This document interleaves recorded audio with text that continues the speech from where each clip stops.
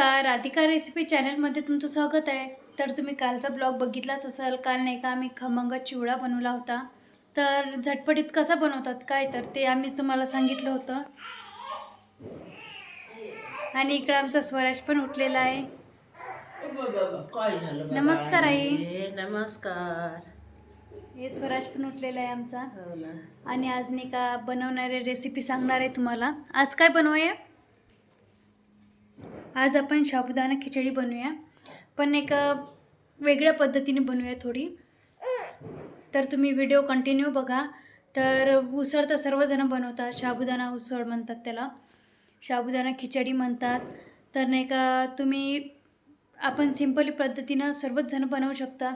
पण नाही का आज कशी म्हणजे रेसिपी कशी आहे ती कंटिन्यू बघा आणि वेगळ्या पद्धतीने बनवणार आहे. साहित्य काय काय घेतलेलं आहे? आपण घेतलेले आहे शेंगदाणे, साबुदाणा घेतलेला आहे भिजटलेला, याला 2-3 तास भिजवू दिला.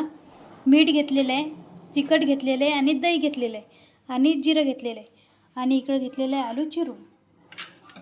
तर हे दही कशासाठी घेतलेलं आहे नेमकं तुम्हाला समजणारच आहे की राधिका कशी बनवणार आहे रेसिपी. येतच नाही, शेंगदाणे वगैरे छान भाजल्याशिवाय छान भाजून घ्यायचे. तर बघा आपण शेंगदाणे भाजून घेऊया आणि थोडा वेळ थंड होऊ द्यायचे, नंतर काढायचे. आणि आपण एका इकडे तोपर्यंत तेल टाकून घेऊया कढईमध्ये. बघा तेल टाकून घेतलं आणि आपण एका इकडे आलू चिरून घेतलेले ते टाकून द्यायचे पूर्ण. तेल तापल्यानंतर आणि हे मध्यम गॅसवर होऊ द्यायचे.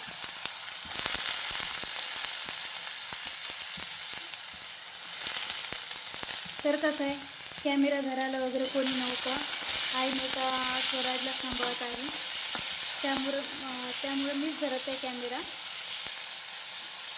तर बघा रेसिपी कशा प्रकारे होतं काय तर. आणि नक्की तुम्ही पण मला कमेंटमध्ये सांगत जा की कशा प्रकारे बनवतात काय तर. आपण जिरं घेतलेलं आहे. जिरं शक्यतो जास्त जण वापरत नाही, पण आम्ही खात असतो जिरं उपवासाला.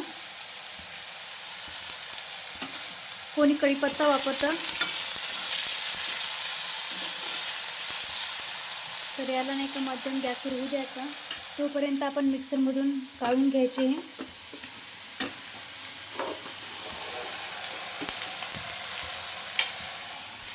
ते सर्व घेतलेले साहित्य आपण तुम्हाला सुरुवातीला दाखवलेच आहे.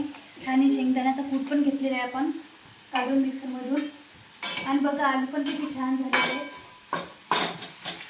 आलू छान होऊ द्यायचे कारण त्याच्यावरच उसळ असते. आणि बघा आपण साबुदाणा टाकून घ्यायचा. पहिले सुरुवातीला तिखट टाकून घ्यायचं चवीनुसार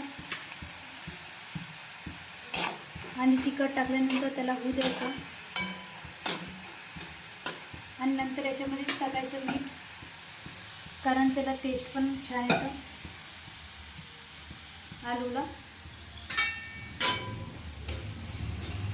आणि नंतर आपल्याला काय टाकायचं आहे, साबुदाणा भिजवलेला. याला आपण नाही का 2 तास भिजू दिला. 1-2 तासामध्ये भिजून जातं साबुदाणा. आणि कसं आहे, कोणी लगेच करतो तर मिक्सरमधून काढून पण छान होतं साबुदाणा. तर आपल्याला झटपटीत उसळ बनवायची असते तर बघा पण साबुदाणा किती छान झालेला आहे. साबुदाणा पण होतं इकडं. आणि तुम्ही म्हणता नाही का राधिकाने दही कशाला घेतलं आहे, तर आपण नाही का याच्यामध्ये 1 चम्मच दही वापरायचं. त्याने उसळ पण नरम सूत कळेल. जास्त नाही वापरायचं, पण 1 चम्मच नाही का वापरायचं. आणि खायला पण टेस्ट लागतं आणि उसळ पण छान होते. बघा उसळ किती छान होते. तिखट आपल्या चवीनुसार टाकायचं.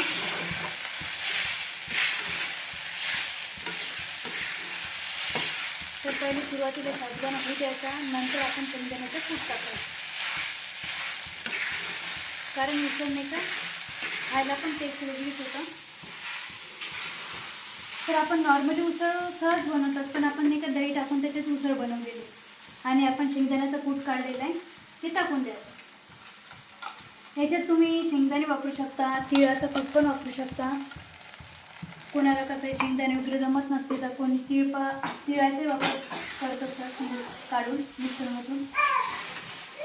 तर बघा किती छान होते उसळ पण. तर बघा किती छान उसळ झालेलं आहे, कारण आपण याच्यामध्ये दही टाकलेलं होतं. दही टाकल्यामुळे नाही का आपले नाही का उसळ बघा किती नरम सुस्त झालेले आणि खायला पण वेगळंच लागतं. तर बघा 5 मिनिटामध्ये उसळ झटपटी धुवून द्यायची आणि याला एक वाफ द्यायची आपण. तसं पूर्ण आपली उसळ झालेली आहे तयार. याला एक वाफ द्यायची आणि खूप नरम लागतं खायला पण आणि स्वादिष्टही लागतं. तर नाही का असेच तुम्हाला व्हिडिओ पाहायला मिळतील. तर तुम्ही नक्की आम्हाला सपोर्ट करा, जेणेकरून नाही का तुम्ही पण आम्हाला सांगत जा कमेंटमध्ये. मी रोजच्या व्हिडिओमध्ये तुम्हाला सांगतच आहे की व्हिडिओ तुम्हाला कशा प्रकारे लागतं काय. तर बघा इकडे एक वाफ काढून घेतलेली आहे आपण छानपैकी आणि उसळ पण छान झालेली आहे आपली. तर आता आपण गॅस बंद करून घेऊया आणि आपण आईला टेस्ट करायला देणार आहे. आई टेस्ट करून बघतील कशा प्रकारे झाली उसळ काय. तर किती छान झालेली उसळ पण तयार. आणि कसं आहे निंबू वगैरे टाकायचं काम नाही याच्यामध्ये. तर आई टेस्ट करून बघणार आहे आज उसळ कशा प्रकारे झाली काय. तर असेच व्हिडिओ तुम्हाला पाहायला मिळतील. कशी झाली टेस्ट? एकदम छान केली हो. हां. तर बघा आईला पण आवडली. दही वापरलं म्हणून चांगली झाली. हो नरमच झाली. नरम झाली ना. हो. तर बघा उसळ किती छान झालेली आमची तयार.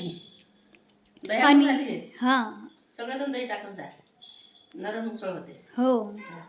तर बघा आईला पण खूप आवडली उसळ. आणि कसं आहे नेहमीपेक्षा मी नाही का आज नाही का दही वापरून नाही का उसळ बनवलेली आहे याच्यामध्ये. तर आईला पण खूप आवडली. तर तुम्ही पण दही टाकत जा उसळीमध्ये, खूप छान लागतं. आणि कसं आहे निंबू वगैरे वापरायचं काम नाही, निंबू टाकायचं. छान होते. हो. तर व्हिडिओ कंटिन्यू बघत जा. व्हिडिओला सबस्क्राईब करा, कमेंट करा आणि फॉलो देखील करा. तर भेटूया पुढच्या ब्लॉगमध्ये. तोपर्यंत बाय बाय.